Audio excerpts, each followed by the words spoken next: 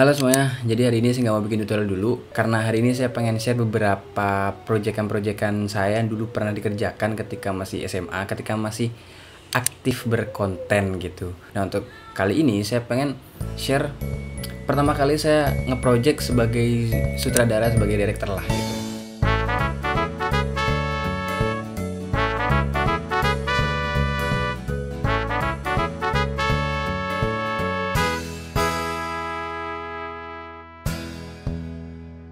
Jadi dulu ceritanya ketika itu saya kelas 12, tapi tunggu dulu, ada gitar di belakang, kayaknya lebih seru kalau sambil bawa gitar gitu.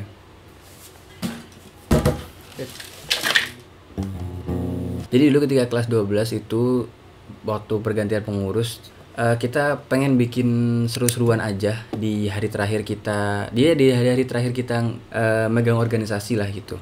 Nah pengennya kita nanti ketika acara puncak pergantian pengurus itu, kita mempersembahkan karya-karya terbaik kita selama 1 tahun gitu. Ya, jadi ketika itu ada 2 tim, dari anak DPP sama DPS. Saya dari DPS-nya. Nah ketika itu anak DPP udah mulai jauh-jauh hari.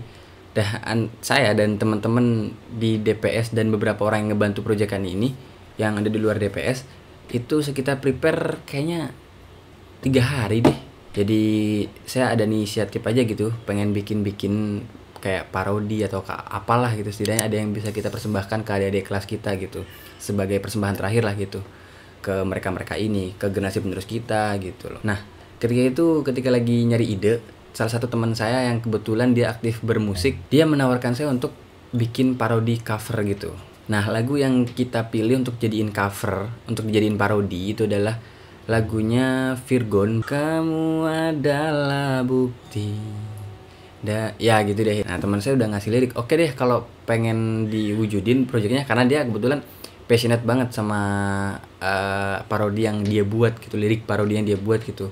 Akhirnya ya oke lah gitu, ayo kalau emang bagus liriknya, ayo kita terjemahin ke dalam bentuk visual gitu. Ya karena kebetulan gitu itu saya lagi interesting banget sama yang namanya dunia videografi, sinematografi, terus karya-karya audio visual. Ketika itu referensi yang lagi saya sering tonton itu referensi dari Gunrock dan tutorial-tutorial dari Ezra MacGyver.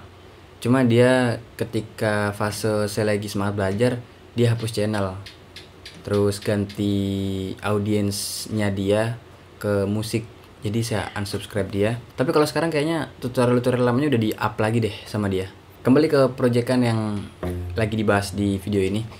Jadi teman saya namanya Ahwan Alfani, dia langsung ngasih aja liriknya ke saya gitu. Ini Fat, bentuknya liriknya kayak gini. Saya bacain dong. Oh bagus nih, cocok buat anak-anak lah, buat adik-adik kelas kita gitu. Oke, saya bantuin deh gitu, karena emang lirik yang dia buat bagus gitu.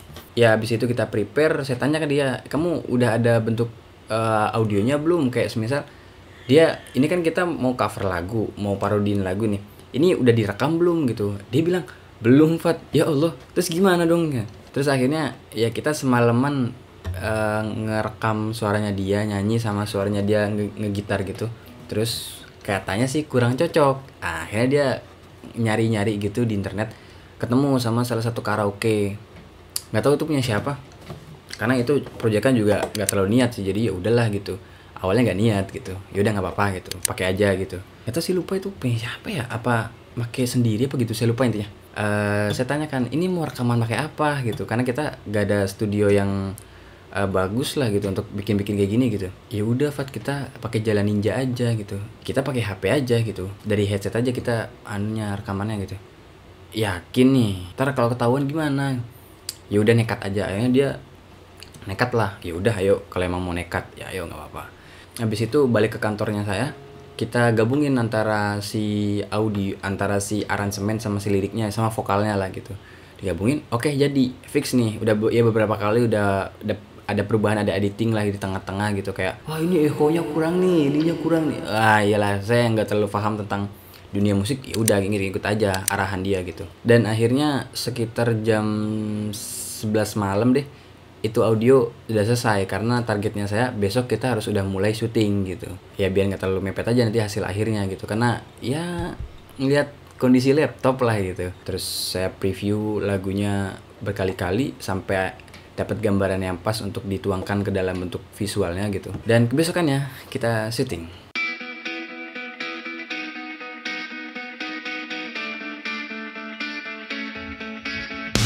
Di project ini saya berperan sebagai director, ya gitulah bahasa kerennya, director jadi sutradaranya lah gitu.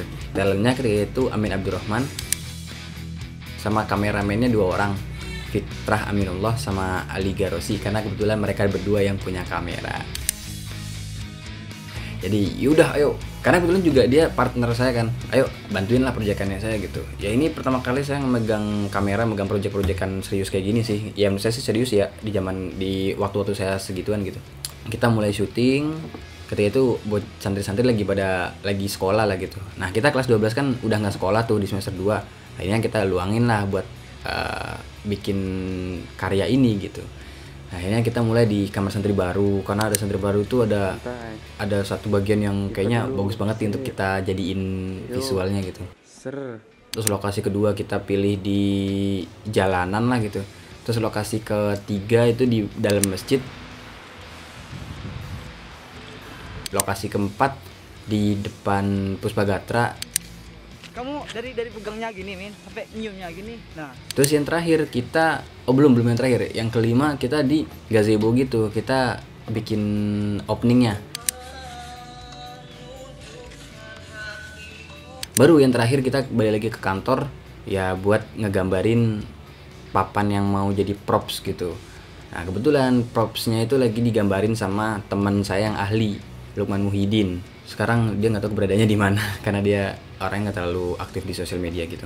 Kita syuting seharian dari jam berapa ya, jam 7 lah, dari santri masuk kelas sampai sore jam setengah 5-an baru kita selesai. Itu emang dikebut banget, proses syutingnya ini dikebut banget. Ya selesai akhirnya di satu hari itu. Besokannya baru kita masuk ke meja editing, karena kebetulan deadline yang harus kita pegang itu kita dapatnya mepet banget sih, karena emang juga idenya mepet banget. Semua video yang pengen ditampilin di acara puncak nanti harus dikumpulin H-3 sebelum acara. H-3 acaranya udah mepet banget lah gitu.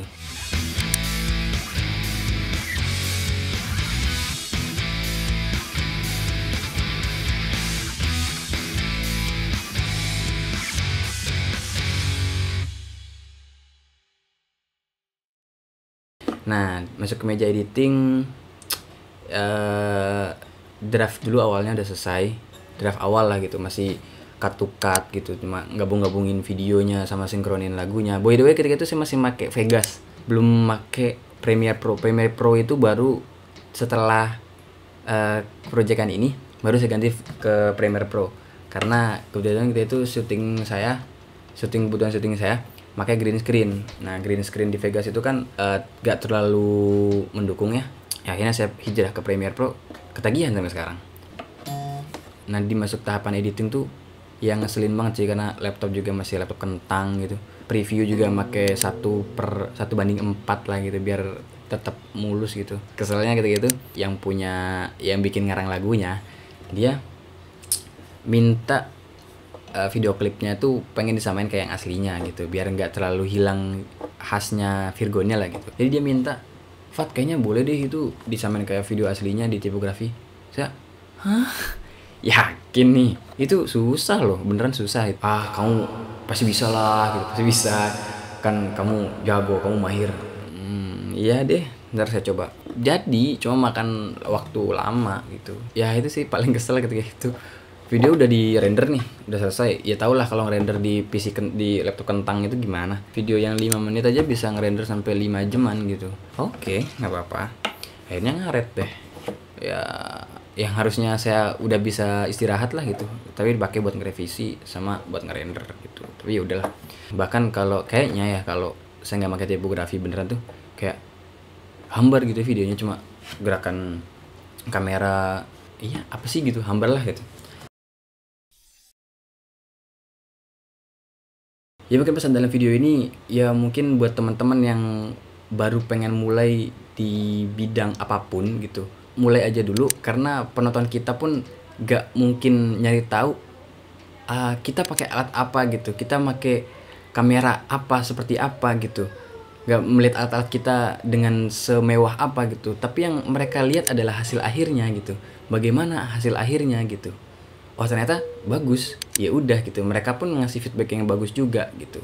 Atau mungkin teman-teman yang baru pengen mulai di satu bidang yang memang kalian interesting banget sama bidang itu, interested banget sama bidang itu, kalian nggak usah ngeliat sama yang jadi idola kalian. Misal kalian belajar sinematografi terus kalian ngeliat Chandra Leo, iya kalian gak usah minder ngeliat Chandra Leo gitu, karena beda masanya. Kalian yang baru mulai terus kalian bedakan dengan Chandra Leo yang udah sekarang udah ngedirect film layar lebar gitu. Tapi kalau misal teman-teman pengen ngebandingin dengan Chandra Leo, ya bandingin dengan teman-teman yang sekarang baru mulai dengan Chandra Leo yang dulu ketika baru mulai bikin video gitu. Durasinya gak lama ya, tapi gak apa-apa. Dan terima kasih, saya mencintai kalian yang sudah subscribe channel ini.